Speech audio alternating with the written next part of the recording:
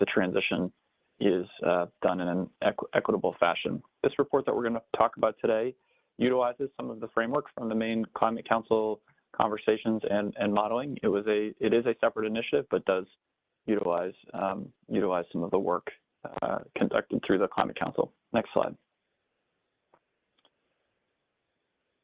So as a reminder, Renewable Portfolio Standard is a common tool used across the country to require a certain percent of electricity be provided by renewable energy to customers.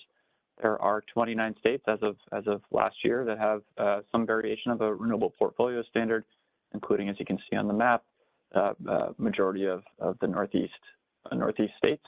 Each Renewable Portfolio Standard is different, often has many tiers, but I think important to underscore that this is a common practice and policy mechanism for advancing renewable energy by state. Next slide. So in Maine, in 2019, the governor signed LD 1494, an act to reform Maine's Renewable Portfolio Standard. Our Renewable Portfolio Standard had been 40% and had not been increasing, and so this piece of legislation increased Maine's Renewable Portfolio Standard to 80% by 2030, with a goal of 100% by 2050. So really a doubling of the Renewable Portfolio Standard in the state in over 10 years. This is to be done through the addition of new resources called Class 1, or really through new Class 1A resources. And you can see on the bottom chart, when compared with other New England states, Maine is the purple line. We have the most ambitious RPS for new resources in New England. One of the ways in which this legislation seeking to achieve Maine's RPS was to require the Maine PUC to procure 14% of Maine's load via long-term contracts through separate procurements. The first procurement completed last year was for about 9.5% of Maine's electric load and resulted in close to 550 megawatts of capacity being selected at very cost-competitive rates, and also includes requirements for full-time equivalent jobs, for capital spending, and tax payments as listed there. The PUC just released a new tranche 2 procurement for the remainder of the 14%, roughly 4.5% of the state electric load in January, with new bids being due in March. So I wanted to outline this as really the foundation for Maine's RPS and recent steps that have been taken to meet these requirements. Next slide. So also laid out in that legislation was a requirement that the Governor's Energy Office conduct a study, a 10-year renewable energy goals market assessment. To really inform kind of how we're going to meet these ambitious requirements, to look at what is our demand, what is our need, both on the energy and rec side to meet the 2030 target, to identify what technology and potential scenarios could be available to meet that, and then to look at policy and regulatory options for how to achieve those targets. So we were able to retain Energy Environmental Economics, or E3, and Applied Economics Clinic, AEC, to develop the assessment. I want to say we spent a lot of time, as we'll go through, doing some public comment work, hearing from stakeholders, which has informed a lot of the work. I want to thank E3 and AEC for their tireless work on this project. I want to thank the staff, the GEO, particularly Melissa Winnie and Selena Cunningham, for their work in getting this report to where it is. And we're hopeful that this webinar will allow you all to understand the results. We're going to talk about some opportunities for public comment to our office around some of the results and next steps. But I think with that, I am slated to turn it over to the consultant team. Great, thank you, Dan. Hi, everyone. My name is Lakshmi Alagappan, and I'm a partner at E3. Thank you for joining today. The E3 and AEC teams are excited to present our findings of the Maine Renewable Energy Goals Market Assessment. Before we begin, I just want to say a quick thank you to the GEO team, as well as to many stakeholders who provided valuable input as we conducted the assessment over the past several months. Next slide, please. So we have a lot to cover today, and this is an outline of our agenda. We'll start with some logistics on how to use the WebEx platform to ask questions, and then we'll get into our modeling and provide an overview of our study objectives, scenario analysis, and the findings and results. We'll then conclude the presentation with some considerations around policy and equity that follow from the scenario analysis that we conducted. And at the very end, we're going to open it up to Q&A so all of you can ask questions or provide comments on the presentation. Next slide. So we're going to be answering all questions at the end of the presentation, and we request that people ask their questions in one of two ways, either using the chat or raise hand function in WebEx. And so this slide shows you where you can find those features in the platform. So you can see next to the number 1 bubble is the chat feature, and number 2 is the raise hand. What we'll ask is if you have questions throughout the presentation, use the chat bubble, and then make sure that you are sending your question to all panelists. We're going to be compiling them throughout the presentation and then answering them at the very end. Or you can wait and at the end of the presentation, use the raise hand feature, and we'll unmute your line so you can ask your question or provide comments. Next slide.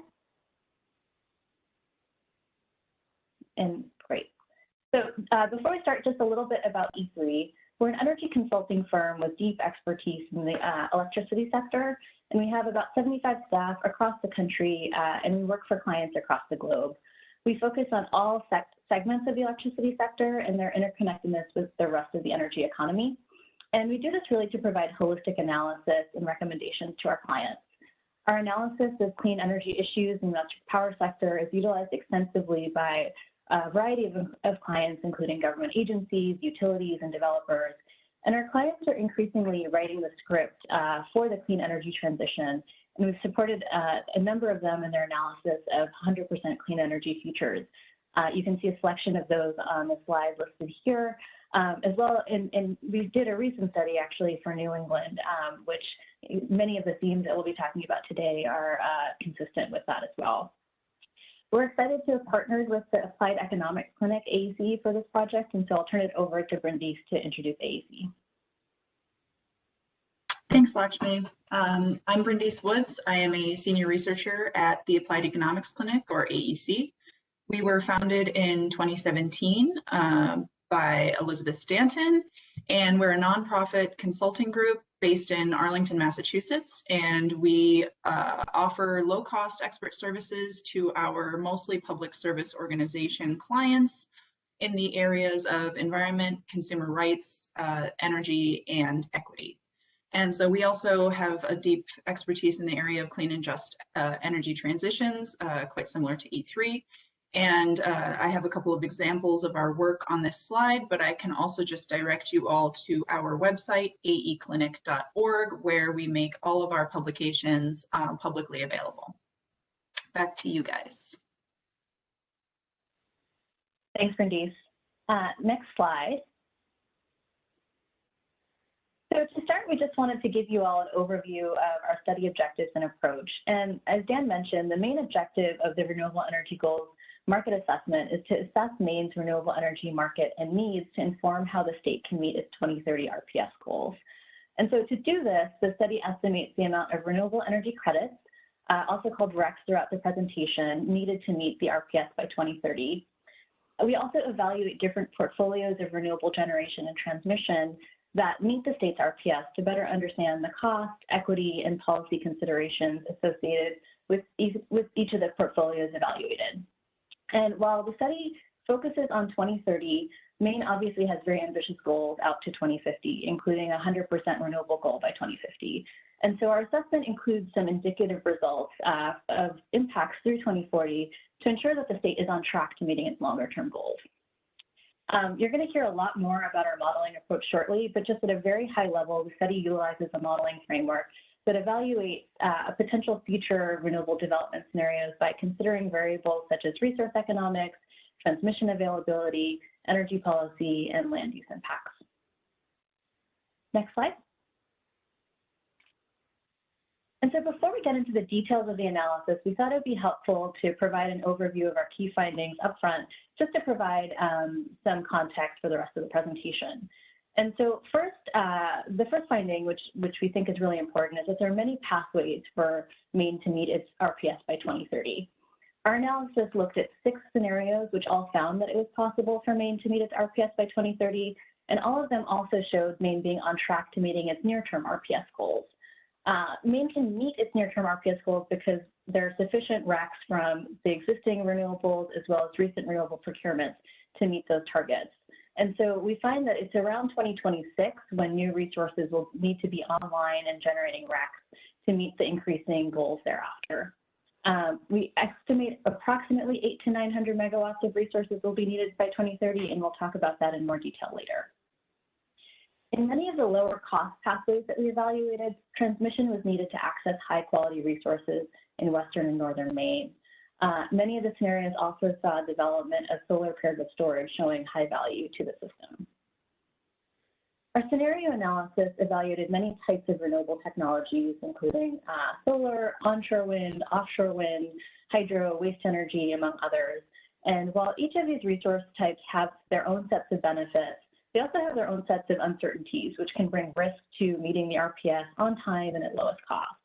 And so one of the key findings here is that pursuing a diverse portfolio of resources acts as an insurance policy in many ways, hedging against uncertainties such as slower than expected technology cost declines or delays in transmission development. And so as we'll discuss in a bit, we have a diverse scenario which explores this concept in more detail. The study also finds that regional coordination on infrastructure development can help lower the cost of meeting Maine's RPS. In some cases, lumpy investments such as transmission, which are large in size and expensive, may not make sense for an individual state like Maine to pursue on its own. And so coordinating on the development of such projects across the region, either with other New England states or with Canada, can allow Maine to access the appropriate share of resources needed to meet its own goals without bearing the cost of whole transmission projects. And finally, our assessment found that ensuring energy equity considerations are prioritized as Maine meets its RPS will require careful attention to 4 areas, those being resource diversity, customer-sited resources, geographic resource distribution, and cost impact experienced by vulnerable communities. Thoughtful selection of a resource mix should also be complemented with review and modifications to rate structures as necessary to ensure that these vulnerable communities aren't adversely impacted as Maine transitions to its clean, renewable future. And so with that, we're going to talk in more detail about each of these findings as we go through the report. And I will turn it over to Samrat to walk through the modeling results, starting with some scenario design. Thank you, Lakshmi. We'll now talk about the scenarios we modeled in the study. And an important piece of that is the underlying load forecast we used. So the electricity load forecasts we used in the study are taken from the most recent Climate Council work. And I encourage anyone interested in the assumptions behind this forecast to explore that work. But for the purposes of this study, the important point is that we took the load forecast from the Climate Council work and multiplied those with the RPS targets for each year.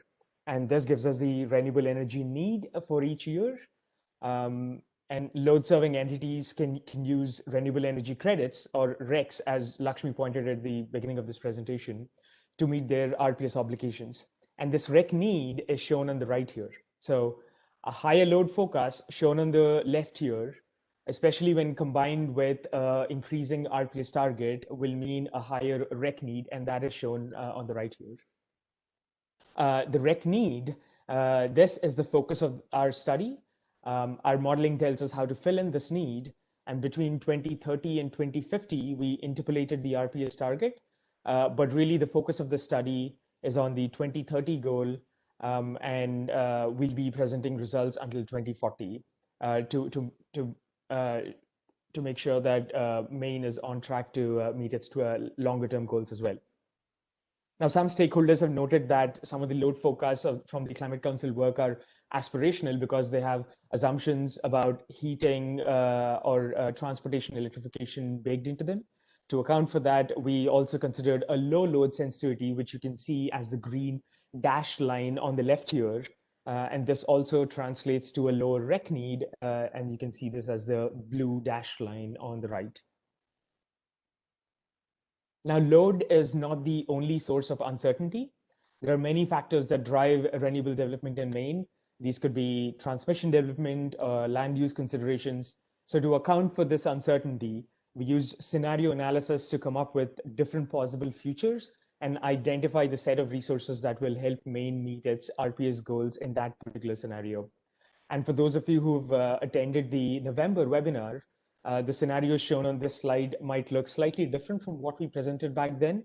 This is because we received feedback from stakeholders, including some of you on the webinar today, on important drivers of renewable development in Maine. We received this feedback after the first webinar. We went through the feedback, we listed out the important factors there, and prioritized among them to come up with a final list of 6 scenarios, which you see on the slide here. Now, all these scenarios are RPS policy compliant. That is, all of them meet Maine's 2030 RPS goals. And in each of these scenarios, the rec need is the same. The first scenario is the base case. This is meant to be a business as usual case that meets RPS policy. We use current trends until 2025, and beyond that, we ask the model to pick a least cost portfolio to meet the rec need. The raw database we use for resource potentials already has many land use screens, such as federally protected lands, urban areas, etc. But for the base case, we add additional land use screens in this scenario. We'll talk more about what these screens are on a later slide. The second scenario we look at is one where we remove those additional land use screens. So we're making more technical resource potential available to the model. The third scenario we look at is one that is focused on offshore wind. And this is meant to represent a future in which offshore wind develops rapidly, and we explore what the rest of the resource mix looks like. The next scenario is meant to represent the difficulty of building new transmission in Maine. Building transmission is hard in Maine, as it is in the rest of New England. And in this scenario, we're limiting the available transmission to the existing grid and see what the resulting resource mix might look like. Now, we're not saying that new transmission will not be built in Maine, but we're saying that we're exploring what the resource mix will look like if no new transmission is built. The fifth scenario we look at focuses on regional coordination. Specifically, we model what happens to the resource mix when Maine shares some of the costs of new transmission in the state, especially to the west and the northern regions, with other entities. These could be other New England entities or entities from Canada. The final scenario we look at is a diverse portfolio. So in this scenario, we ask if we can take the learnings from all the previous scenarios and choose a little bit of everything. So some onshore wind, some offshore wind, some distributed generation, and some PV plus storage. And we asked what the resulting mix looks like in 2030 and beyond. So these are all the scenarios we modeled in the study. So now let's look at what the model actually does.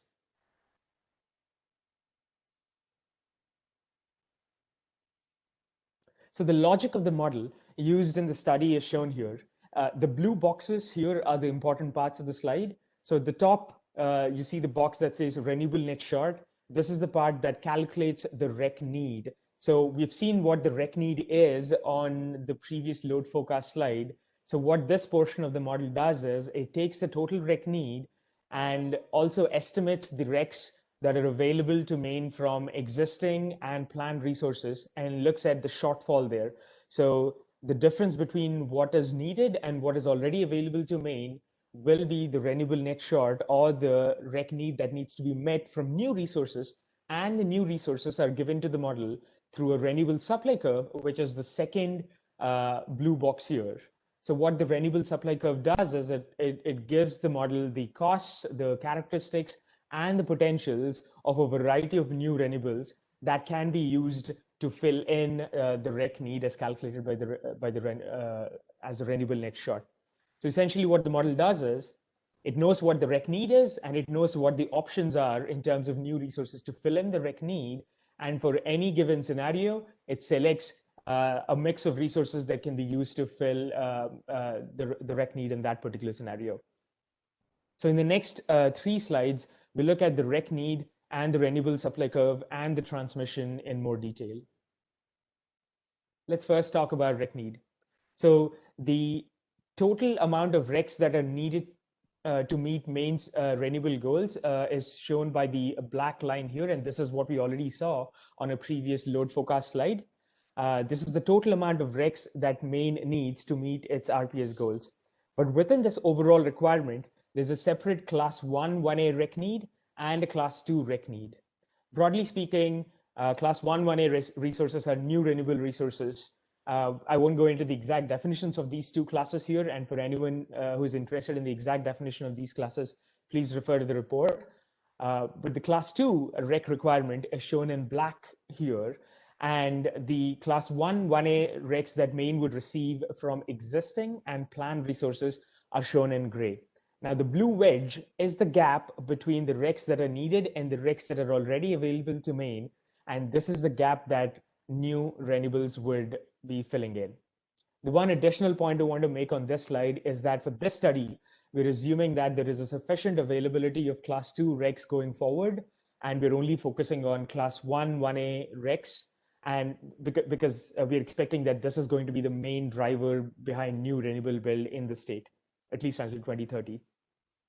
We're also seeing here that until 2026, we're projecting that Maine has sufficient supply of RECs to meet its RPS policy, and beyond that, new RECs are needed. So what this means is new generation needs to be built and be generating RECs by 2026. So we just saw the REC need. Let's look at resources that can fill in this REC need. This chart here shows the supply curve of renewables that will be used to meet the need.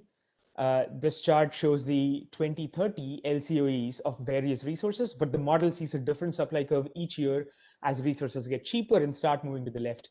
Here on the very left, you can see some PV plus storage in purple, then you can see some onshore wind, and at the very right, you can see some offshore wind. The gray bars show the interconnection costs.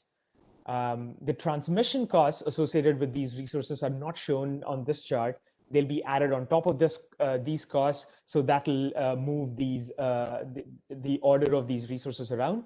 But still, this chart gives a good idea of the resources that are available to meet its RPS requirements. Now, the underlying data is from NREL's renewable database, and that database has many land use filters such as federally protected lands and urban areas included. The technical potential that is left even after all these screens are applied is still too large than what can realistically be developed in Maine over the next 10 to 20 years. So to bring that raw potential down to more realistic potential estimates, we added further land use screens that restricts the total amount of land that will be developed for onshore wind, for example, to 2% of farmland and 2% of forest land. And for utility scale solar to 4% of farmland.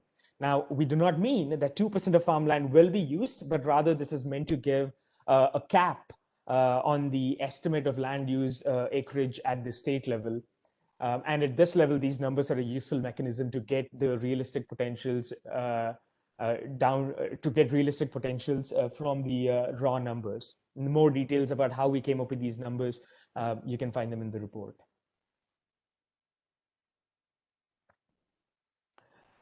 So we divided Maine's grid into 3 zones as shown in the figure here. We identified key constraints in Maine to come up with this 3-zone representation. In the south, we assume that some renewables can be built without triggering a transmission upgrade. But in the north and in the west, we're assuming that new renewables would trigger transmission builds. We looked at learnings from the report that was put out by LD 1401, where a lot of Maine stakeholders came together and identified transmission congestion points in Maine. We spoke with stakeholders, and we also looked at ISO New England's Maine resource integration studies to come up with these numbers. An important assumption we made in this study is that offshore wind does not incur a significant onshore transmission cost.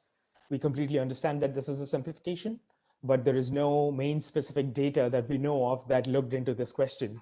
In fact, one of the recommendations of the study is that to understand the economics of significant penetrations of offshore wind better, we also need a better understanding of the onshore transmission impacts of interconnecting large amounts of offshore wind. Coming to distributed generation, we estimate about 500 megawatts of distributed generation will come online by 2025. And beyond this, the model can also choose from different tiers of distributed generation. Some tiers have distribution costs associated with them, while more expensive tiers have transmission costs associated with them. So we've seen the REC need, we've seen the new renewables that can be used to fill in the REC need, and we also talked about the transmission setup. Now let's look at some modeling results now.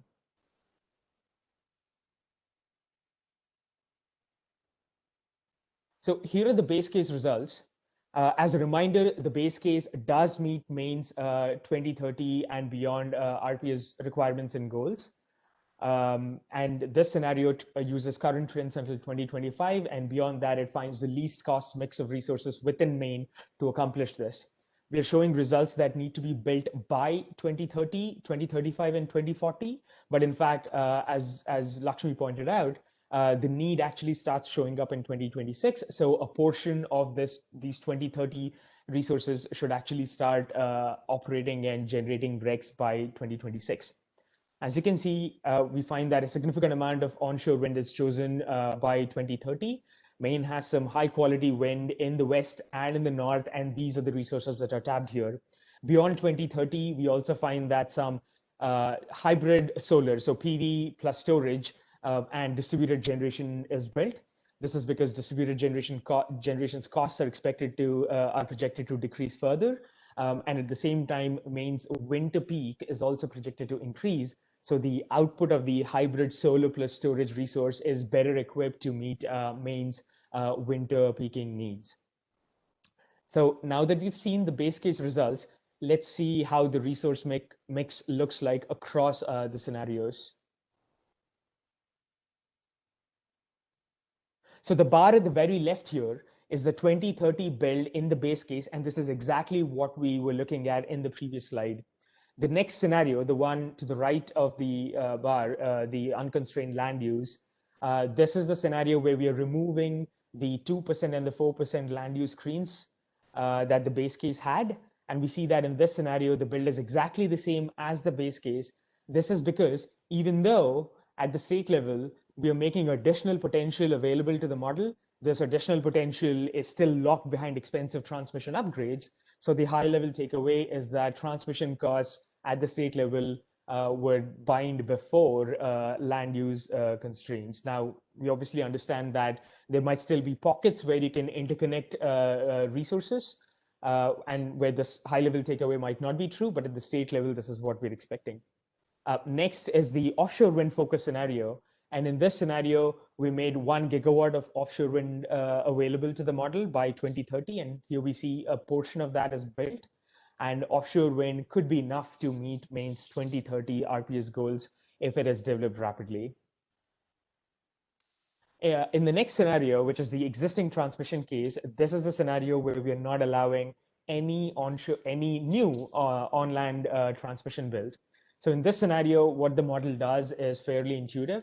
It builds all the onshore wind it can build without triggering a transmission upgrade. And beyond that, it makes up the rest of the REC need with a combination of offshore wind and distributed generation. Next, let's look at the regional coordination case. This is the scenario where Maine is sharing a portion of the new transmission costs with other entities. So more onshore wind is developed along with some distributed generation. And finally, we come to the diverse portfolio. So this is the mix in which there is some onshore wind, some offshore wind, some distributed generation, and some PV plus storage. And we found that building a diverse set of resources gives Maine the flexibility to move in any direction. And this scenario is not that much more expensive than the base case, but we'll get to the costs in the cost slide in a bit. So now that we've seen the 2030 build, let's look at the 2040 bills and as well as what the long-term trends look like.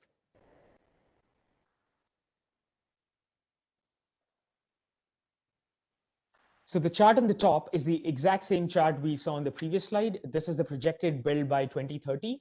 And at the bottom, we see the cumulative build by 2040. one of the first things you'll notice is that the axes are different on the two charts. The REC need is higher in 2040 because, as we saw, the underlying load forecast combined with an increasing RPS target would result in a higher REC need. We see that this increased REC need leads to more renewable build in the state. So between 2030 and 2040, more renewables are continually being built in the state. If we also look across both the 2030 and the 2040 charts, onshore wind shows up in many scenarios and in fact increases in capacity between 2030 and 2040. This is the high quality wind that Maine has access to. And now since onshore wind and in some cases hybrid solar projects are also being built in the West and in the North, transmission also needs to be built to integrate these large amounts of renewable into the grid. We also find that offshore wind increases in capacity beyond 2030. Its costs are projected to decline, especially post 2030, where it is projected to become cost competitive with onshore renewables, and especially with expensive onshore transmission upgrades. We also see that distributed generation is chosen across multiple scenarios, and that this is chosen, especially distributed generation that does not trigger significant transmission upgrades is chosen here. We also find that PV plus storage appears in more scenarios by 2040. Again, this is because, as we discussed before, Maine's winter evening peak is projected to increase, and the profile of the hybrid resource is better equipped to meet Maine's winter needs. Now that we've seen the installed capacity across 2030 and 2040, let's take a look at where the RECs are coming from. The new installed capacity are not the new resources are not the only resources that are generating RECs. Existing and planned resources will also be generating RECs. And this chart here shows all those resources. In dark gray here, we're showing all the existing resources. This does not mean that these are resources that are installed in Maine today. Rather, these are resources that are currently meeting Maine's REC requirement, and we're assuming that these resources continue to meet Maine's REC needs at the same level going forward. And in light gray, the RECs expected to come in from the ongoing procurement round is shown, and the colored bars show RECs expected from the already procured resources as well as from the results of this modeling exercise. So they're shown in the colored bars here. Okay, now that we've seen results from the modeling analysis, I'll call upon Brindice to talk about the energy equity considerations in the study. Oh, sorry, Brindice. I think I missed one slide. Apologies. We looked at the resource mix, and we also looked at where the RECs are coming from. But let's talk about the costs of all these scenarios. As a reminder, in all the model scenarios, Maine's RPS goals are met. So this chart here shows us the costs of the different pathways to meet these RPS goals. At the very left, we see a hypothetical scenario where Maine's entire REC need is met through the alternative compliance payment, or ACP. ACP is the amount is the dollars per megawatt hour that electricity providers can submit instead of RECs, and we can see that this is going to be expensive. This is shown in red here. There are other ways to meet Maine's REC needs by developing resources in state, and on this chart, depending on the scenario we're looking at, those are the costs you can see here. So the smaller the bar, the lower the cost it is to meet the RPS goals. The base case portfolio, which is primarily onshore wind with some amounts of DG and PV plus storage, has a low cost, and to its right, the land use case, which has the same build as the base case, has the exact same cost as well. If there is limited ability to build onshore transmission, such as the offshore wind case or the existing transmission case, the cost goes up because we're unable to access some of the high quality onshore resources, and Maine has to then primarily rely more on distributed generation and offshore wind. The regional coordination case shows a lower cost, and this is because Maine is sharing transmission costs with other New England entities and is able to get access to Western and Northern renewables, especially at a lower cost. And finally, the diverse portfolio, which has a little bit of everything and would give Maine more flexibility to move in any direction it chooses, is only slightly more expensive than the base case. I do want to point out that the portfolios with offshore wind in them have an asterisk here to highlight the caveat that the onshore transmission impacts of offshore wind are not properly understood yet, and this might lead to a change in these costs. Okay, over to you, Brindis, now to talk about energy equity. Thanks, Samrat. If we could go ahead to the next slide, great. So AEC worked in close coordination with E3 during the course of their resource portfolio modeling exercise in order to consider what the equity implications of these different renewable energy development pathways are. But before we did that, we started by developing a social vulnerability index for the state of Maine in order to assess sort of what the current energy equity context is like in the state. So we developed this SVI, Social Vulnerability Index, using publicly available data from the US Census Bureau. And we combined 6 categories of vulnerability: children, limited English-speaking households, older adults, people of color, people with disabilities, and low to no income households.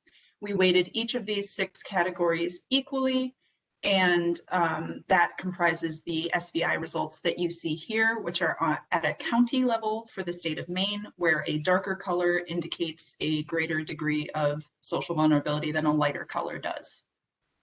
And what we found is that vulnerability is not equally distributed across Maine geographically. The most vulnerable counties are in the northern and eastern parts of the state. And we also did a couple of breakouts at a sub-county level, which are not included here in this slide, but you can find it in the appendix of the report, which shows that at certain sub-county levels, there are areas that are equally vulnerable as the most vulnerable counties. So just to say that, of course, vulnerability is not distributed equally across the state, and just because a county as a whole is not terribly vulnerable doesn't mean that there are no vulnerable communities within that county. Next slide, please. So as I mentioned, then we worked closely with E3 during their modeling exercises in order to assess and discuss the equity impacts that might arise from each scenario, so from one renewable energy pathway to the next. And as Lakshmi summarized really beautifully in the beginning of this presentation, these considerations cut across 4 dimensions: resource diversity, customer-sited resources, geographic resource distribution, and cost. So I'll just talk through these in a little bit more detail. So resource diversity, as E3 has already discussed, is important in terms of giving the state of Maine some flexibility, and that is true also from an equity perspective. So different resources have different equity benefits and different equity challenges. So the more diverse the resource mix, the better position Maine is in to respond to equity impacts as they arise. Customer-sited resources are important from an equity perspective because they build household level energy reliability and resiliency. There was a certain amount of distributed generation built into every scenario, and we found that, or E3 found that in all but the offshore wind scenario, additional distributed generation was selected to be developed. Geographic resource distribution, it gets at the idea that new renewable resource development will impact local communities. It will have benefits, but also challenges. Benefits in terms of job creation, new revenue, things like that, but also challenges for things like land use disruption. So the more broadly distributed new renewable energy resources are across the state, the more broadly distributed those benefits and challenges will be. And E3, as they already talked about, broke Maine into 3 regions. And in 4 of the 6 scenarios that were modeled, new renewable resources were found to be developed in all 3 regions of the state by 2035. Finally, cost. The resource mix that is pursued will impact customers' electric bills. And as Samrat's most recent slide demonstrated, the most expensive option by far is meeting the state's renewable energy targets through alternative compliance payments. And every scenario that was modeled entailed cost savings relative to meeting those goals via ACP payments. But some of them in some of the scenarios had greater cost savings than others relative to that ACP case. And those scenarios tended to have certain things in common. So they tended to have significant amounts of new wind resources in the western and northern parts of the state, and considerable regional coordination to build new transmission.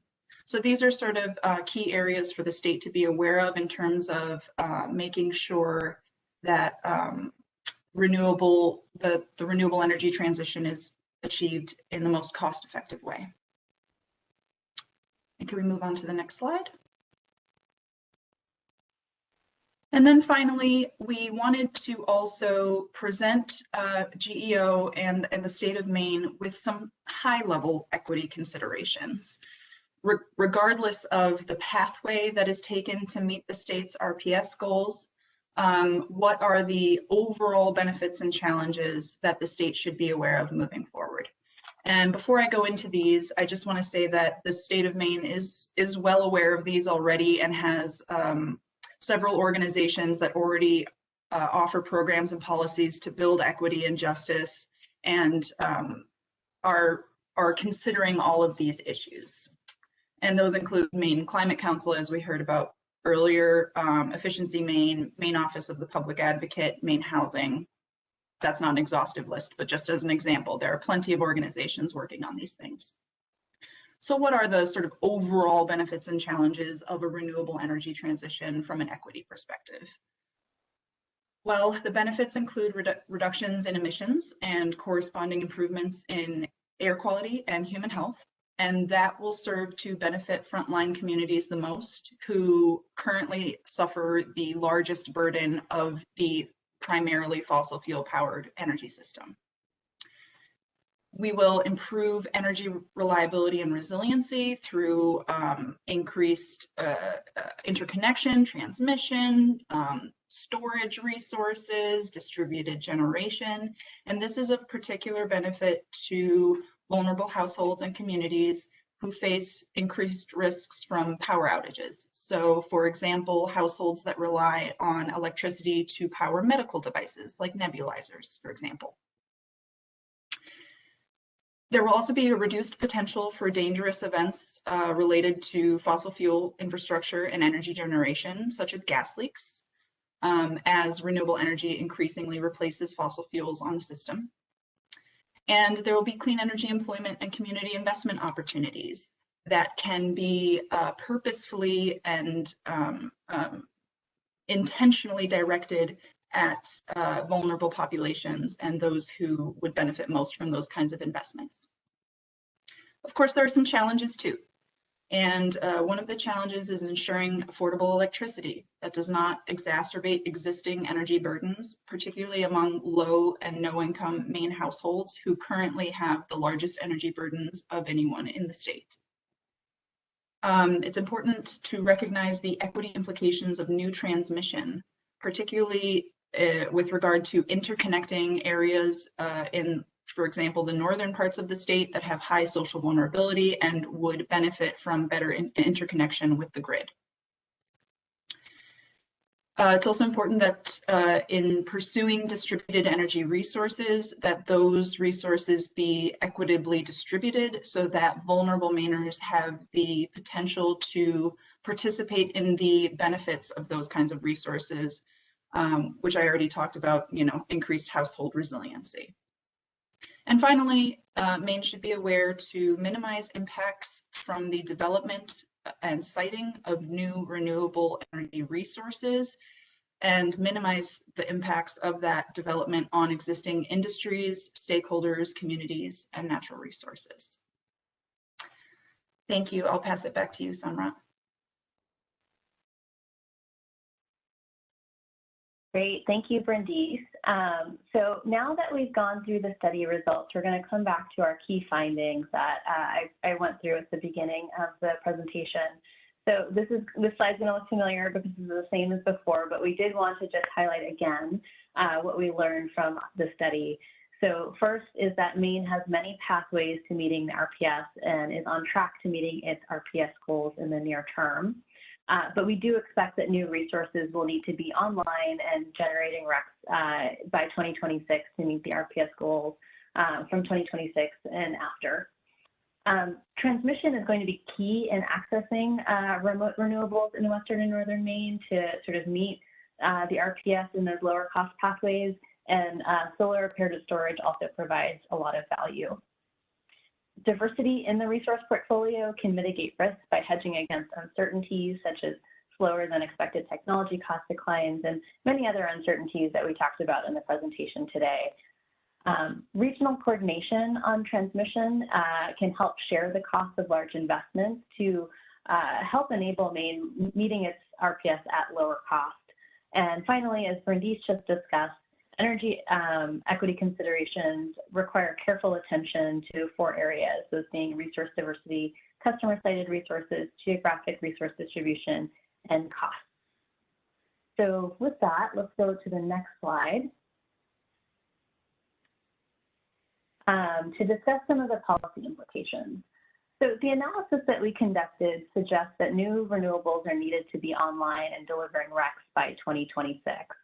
So this actually provides some time for the state to continue development of policies to support timely and cost-effective renewable development to meet the state's RPS.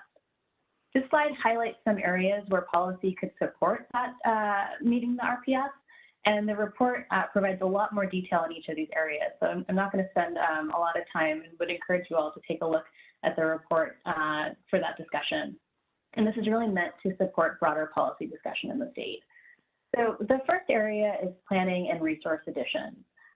While there's always going to be uncertainty as to how many RECs are needed in future years due to uncertainty around factors such as load growth and availability of existing RECs, providing a forecast of potential REC need can provide clarity to the industry, particularly renewable developers.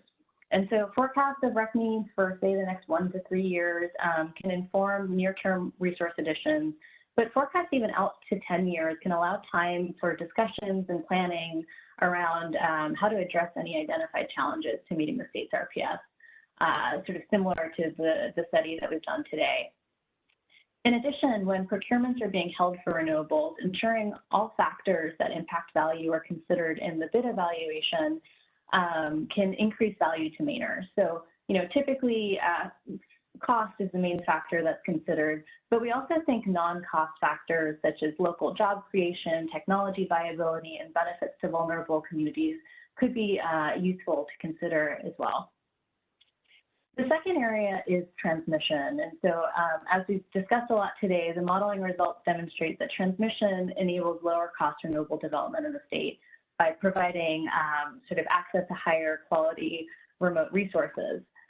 And given these results, we think that thoughtful transmission planning could be critical to unlocking renewable development in the state, particularly given the long lead time of transmission development compared to generation development.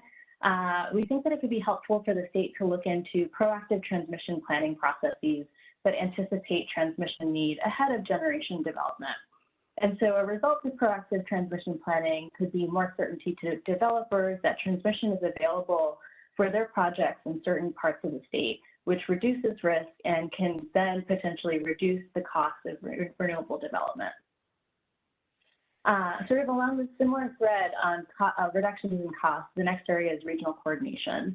And so this is an area where we also see potential cost savings if Maine is able to coordinate with other New England states or Canada in transmission development. And actually, it's not just transmission, it could be other infrastructure as well, such as offshore wind. Recent studies, show that significant development of new renewables are going to be needed throughout New England to meet individual state RPS and clean energy goals. And Maine is home to some of the highest quality renewables in the region. And so those renewables could be developed to meet both Maine's RPS as well as some of the neighbors, clean energy targets. And so transmission planning processes and cost sharing agreements between Maine and other New England states or Canada can help overcome the financing challenges for one or more large transmission infrastructure projects or other infrastructure projects such as offshore wind. And finally, the last area is renewable resources.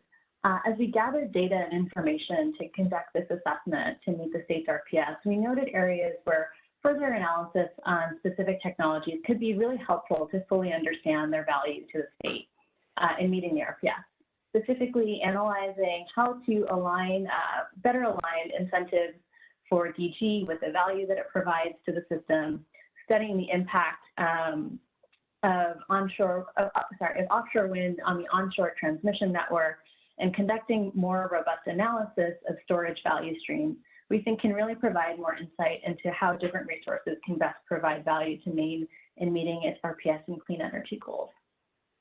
So with that, I will pass it back to Dan to close out the presentation. Great, thank you, folks. Thanks to the team. We are going to take questions, but before we do that, so the report has been posted, maine.gov/energy.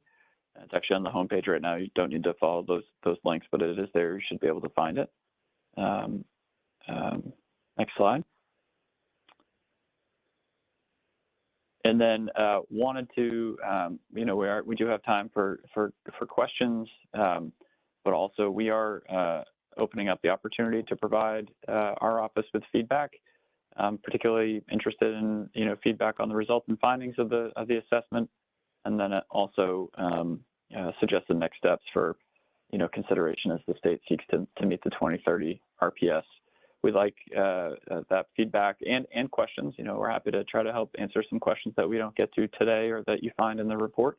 Great to get that feedback by the 26th, and depending on the what that feedback looks like, I think it's likely that we post at least a summary of the feedback received along on the assessment page. And so went through a lot of material. We've got some time for questions, but understand that there could be further dialogue that's needed. So you can send that directly to melissa.winnie@maine.gov, and again, requesting that by the 26th.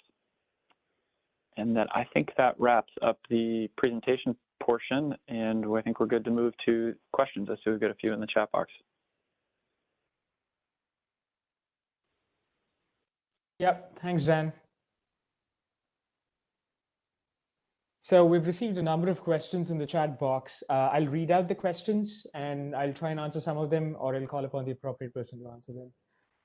So we got a couple of questions about how we were treating either the PUC's Tranche 1 recs, and if we're allowing within the modeling for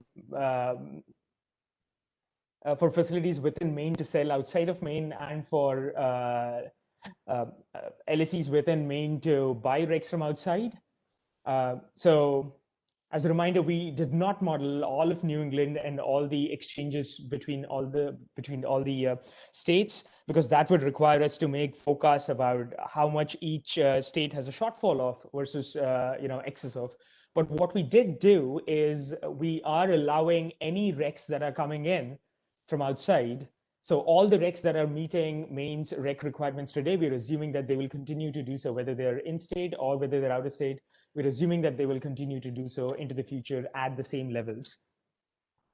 But we also find that there is, when we say that we're finding that there is a sufficient supply of recs within Maine right now, what we're saying until 2026, what we actually mean is that even though there is more supply within Maine from what is from the resources that are already meeting Maine's rec needs, plus the recs coming in from the new procurements, than Maine's rec needs. So we are projecting that Maine's class 1A rec price will actually increase enough to incent some of the generation to sell within Maine. Now, we're not saying that the new generation will be selling within Maine, but we're saying that Maine's class 1A rec price will increase enough to incent some more recs, whether they're from within Maine or from outside Maine, to come in and sell to meet that rec requirement. And we're projecting that Maine's class 1A rec price will continue to increase starting in the next year or so until 2026, and beyond which, even if all the new resources that have been procured till date decide to sell within Maine, new generation would still be required. Hope that clarifies those couple of questions up. I think we have another question. I'll read that out. Brindis, there is an AEC question. Do you want to read that out? Sure. Okay. I forget who asked this. Thomas Welch. Is there any quantification of the cost of social equity, i.e., is there a social equity case that has a different cost from the base case? A related question, likely outside the scope of this study. If rate design is used to reduce the burden on vulnerable households, what is the cost in terms of loss of consumer surplus in such a departure from economically efficient pricing? Okay, let me answer the first part of that question. No, there was not a social equity case that was modeled. Equity was layered on in a qualitative narrative kind of fashion on top of E3's modeling results. So we did not conduct a comprehensive social equity analysis, and there was no social equity modeling case of any kind. The rate design question. We talked about this as the consulting team, but we did not have the level of disaggregated data we would have needed in order to make any, in order to conduct an analysis that would enable us to talk about rate design as a lever. Although, of course, as the question gets at, we all know that this is a way that the state could mitigate cost impacts on different Maine households. The issue with conducting a social equity analysis of this kind is that it really does require a level of disaggregation that simply was not consistent with the modeling that took place because of the need to model these sort of higher level pathways to meet the state's RPS goals. So what I mean by that, for example, is if I were to conduct such an analysis, I would need to have results at a finer geographic level than just the 3 zones. I would need to know the rate impacts by customer class, things of this nature. So just to say, the consultants were aware of this, but unfortunately the simple answer to the question is no. But this is something that, you know, the state is clearly aware of, and something that will require additional analysis moving forward. Okay, thanks, Brindis. We'll tackle a couple of questions more now. We have a question on offshore wind. So the question is the relative cost of offshore wind compared to onshore wind biased downwards due to the assumed zero transmission upgrades cost for offshore wind?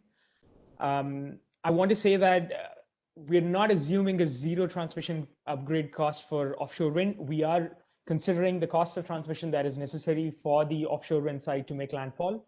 But after that, we're not assuming any more downstream AC transmission upgrades. So yes, I think the short answer is the costs are probably biased downwards, but we just don't have any Maine specific data. The one study we have from ISO New England is the one that looked at 8 gigawatts of offshore wind, but all of that is Massachusetts, Connecticut, and Rhode Island. We don't have any Maine specific data.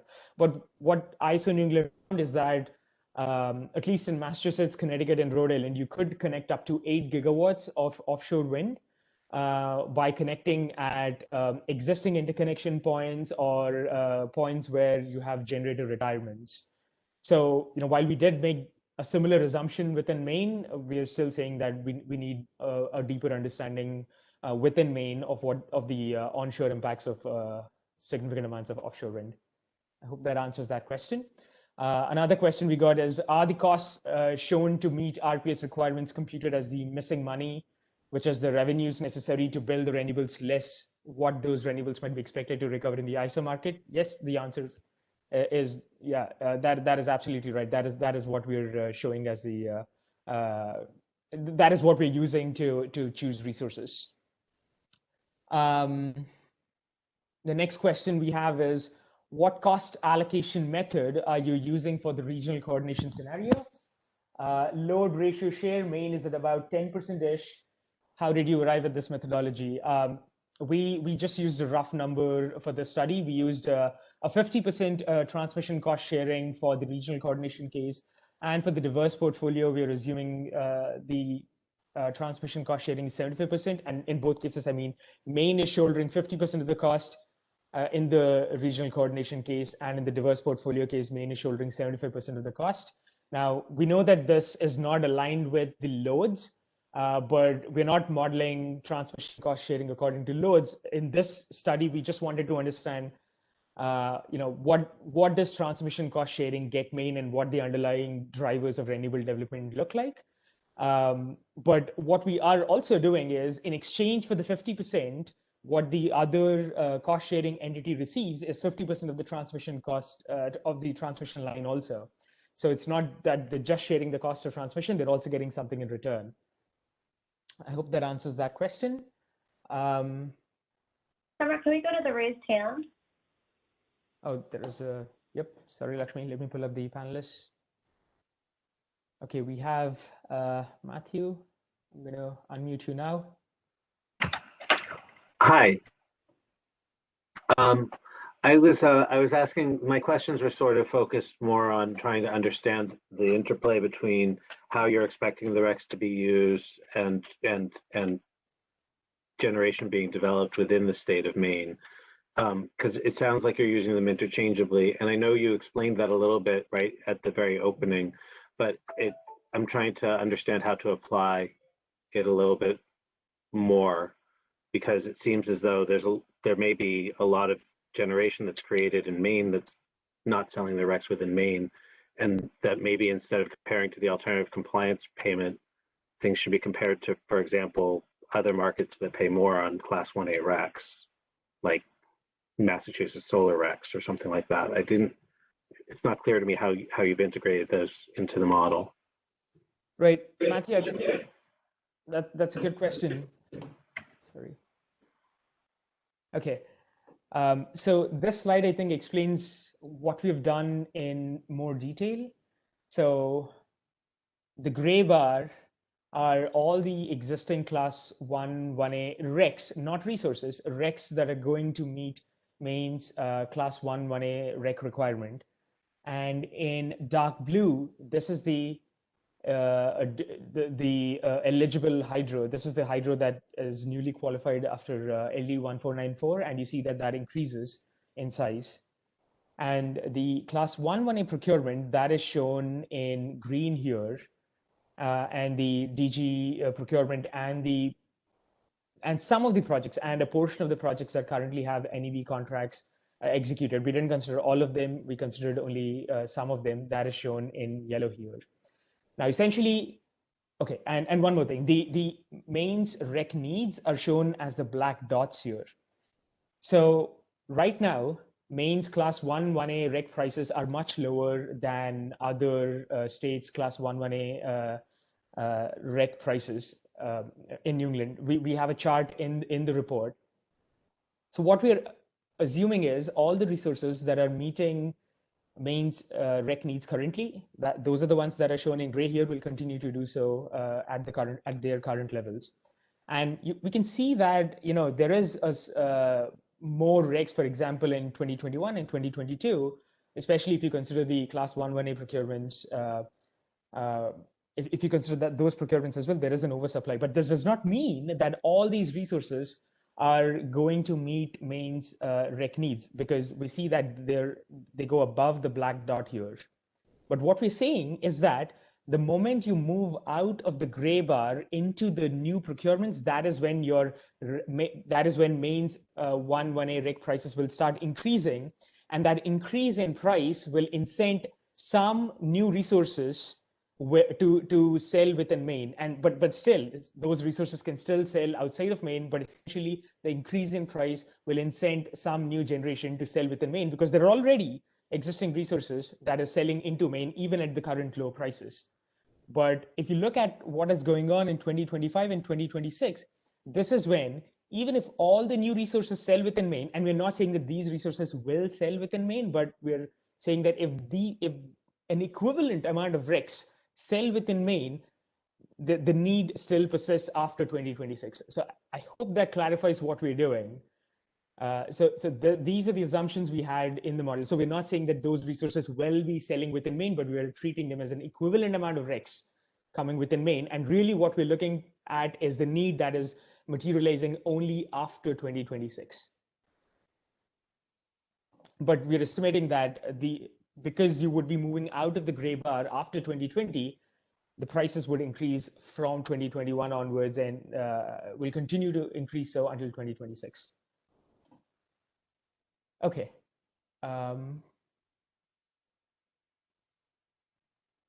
So I'll read out some more questions. I think this is for the GEO. One key takeaway seems to be that we will need onshore and possible offshore wind, but they both require regional coordination. Do you think a federal ITC for transmission, which I understand is being discussed, would remove the regional coordination requirement, given how difficult it may be to get past? Given how difficult it may be to get, given past experience? Right, I think that's a good question. I think I appreciate it. I think the E3, correct me if I'm wrong, but the takeaway is not that we have to have regional coordination for those resources, but could benefit from regional coordination. So I think that's one key point. And then I think what's clear is that the federal tax incentives offered do lower the cost on the generation side. I think that's pretty clear if you look at the report, as those are in place, the costs benefit from that. The report didn't consider an ITC for transmission. I think it. So I guess I'm not entirely up to speed on what that could look like, but I think any opportunity to reduce costs would certainly be seen as favorable. Thanks, Dan. I'll tackle a couple more questions.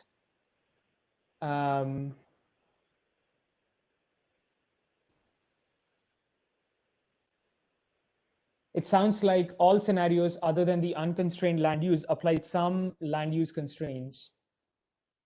If so, does that constraint in other scenarios consider the developability factor of various resources like opposition, limitations, etc.? No, we are only considering land use constraints that are, as I mentioned, federally protected lands, urban areas, a portion of the forests. We're only considering those factors. We're not considering any political factors, I would say, or administrative factors like opposition, limitations, etc. That's, I think, a very good question, but unfortunately, we don't have a direct way to model them. The one level we have is, just trying to see at a state level or at the zonal level, the total amount of land that could be developed. But other than that, we didn't have any other lever to model that. But we hope, at least with the 2% and the 4% land use screens, we did at least at a high level, we use that as a proxy. I think another question is, how did you include the ITC PTC extensions into the model? Onshore wind PTC through 2024 and solar ITC through 2050 and offshore wind ITC through 2023. So the database we used is from the 2020 NREL cost database. So any of the extensions that are currently being discussed or included after 2020, we haven't included. So I think at least for offshore wind, we did include the ITC through 2023. But as you saw, offshore wind really only starts to get built beyond 2026. So I think that is one of the questions. And then another question, I think this is again to GEO. Portland and South Portland's climate action plan also suggested that proactive planning for distribution will be necessary. are there state level plans to begin this discussion?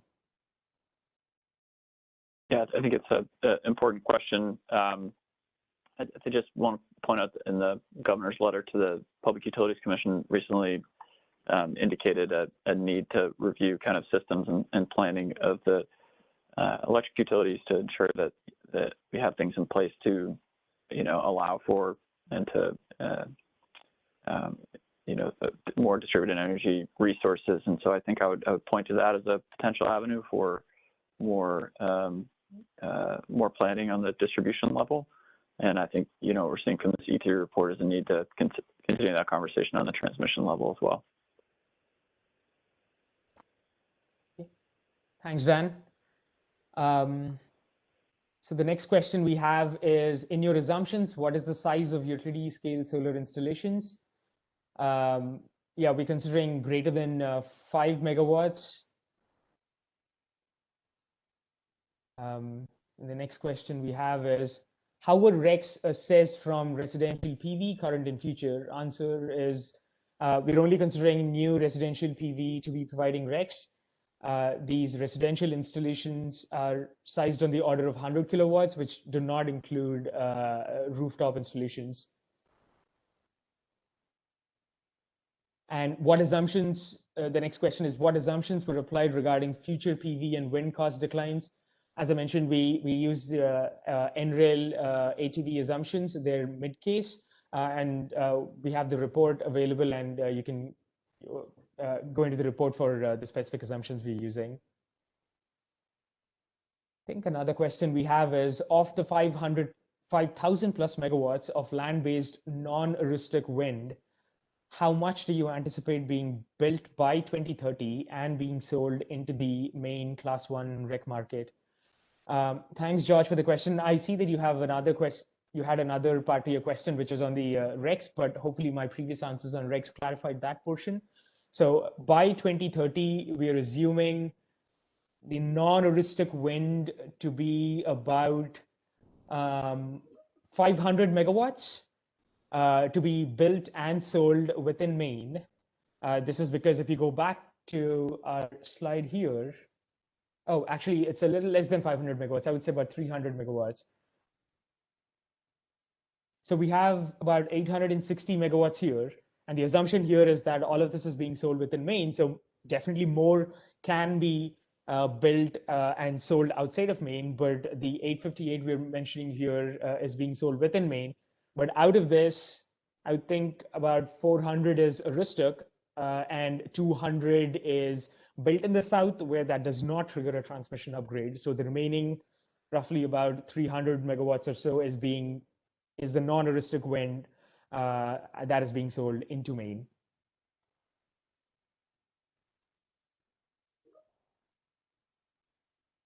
Okay.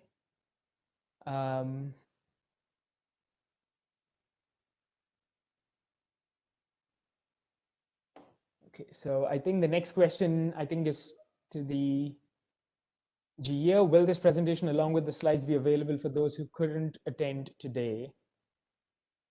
Yes, maine.gov/energy, and you'll see it the market assessment page from there. It'll be posted,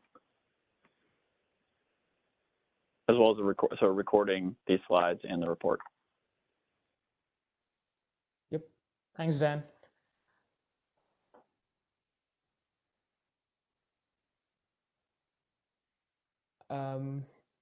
I think there was a question on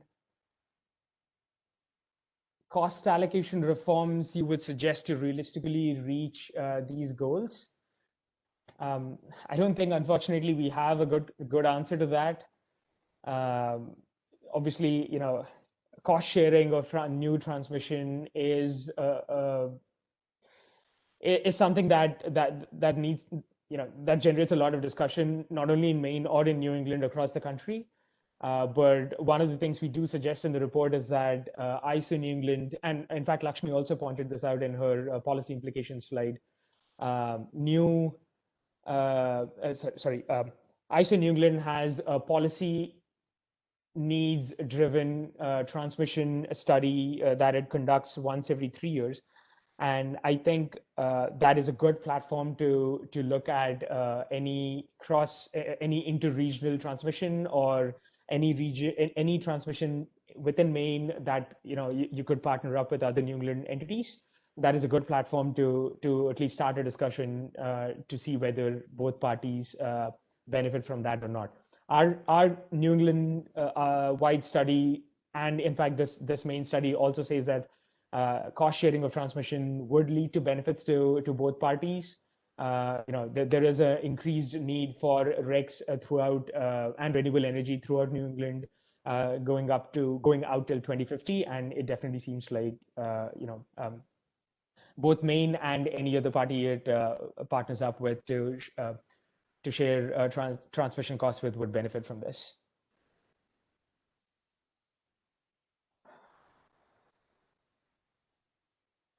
Yeah, we have a couple more questions that we got in at the beginning, also on RECs, but hopefully the answers I provided answered those questions. I'm just seeing my chat box. We have a few more questions. I think this is on, this question is to the GEO. Can you talk about some regulatory constraints that we have, particularly on battery storage, and what the state of Maine is doing on that front?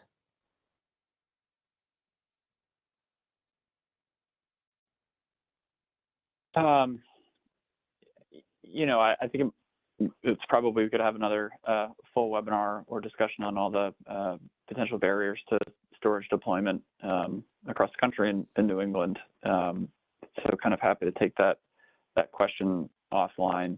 I mean, I think each state is as I'm sure the questioner knows, I think incentivizing both smaller and grid scale storage in different ways. And I think as a region we need to work on determining how best to value storage in our markets and what that looks like. And so I would say, and this is being pointed out, it's a market barrier, but also that as costs continue to decline, those are two issues that go hand in hand. So happy to follow up more offline. But I think of interest in this study does show that the pairing of solar and storage can play an important role for the state. Dan, there is one more potential question for the GEO. I'm not sure if it's actually for the GEO or if you could point to somebody else that could answer this question. So the question is, when will electric utilities be required to offer at least 10% of the standard offer from renewable sources? At present, CMPs is under 5% and has been for many years. I'm sorry, can you say that question again, Samrat? I don't see it in the chat. I was trying to read it. But... Sorry, this is something that was sent to me privately, so So the question is, when will electric utilities be required to offer at least 10% of the standard offer from renewable sources? At present, CMPs is under 5% and has been so for many years. Yeah, okay. I'm not sure I have a good answer for that question right now. And again, I'm happy to kind of follow up with the person who asked that for you if they want to talk that through. I mean, I think, obviously this is the RPS study that has to be complied, RPS has to be complied with, but the standard offer, kind of happy to talk that through with the questioner. Okay, thanks, Dan. I think we have a raised hand from Navid Akhtar. Navid, please go ahead. Can you?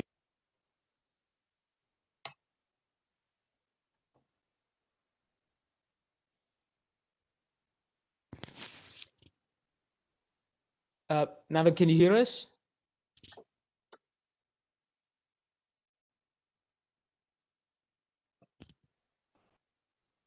Okay.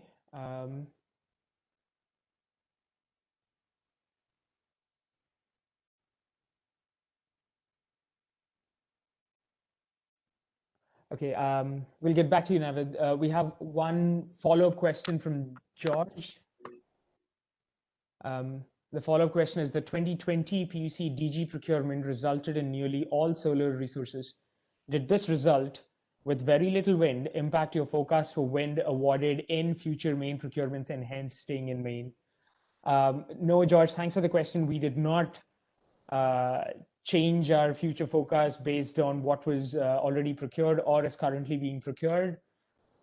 We just took the assumptions, the cost projections into the future. Now, we're not, obviously, we understand, and the report actually goes into this in more detail. We understand that cost is only one of the factors, and that is what we could model, and that is what we did model. But the report goes into other metrics that could be used when bids are being evaluated. Yeah, but the short answer is no, we did not consider that. Thank you. Okay. Now that I've unmuted you again, could you speak?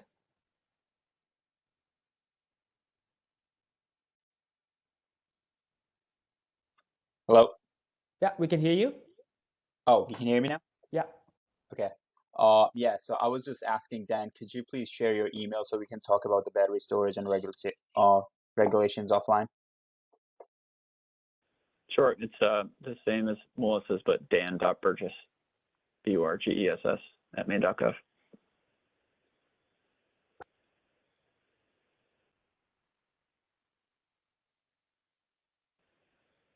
Okay, I don't see any more questions coming in.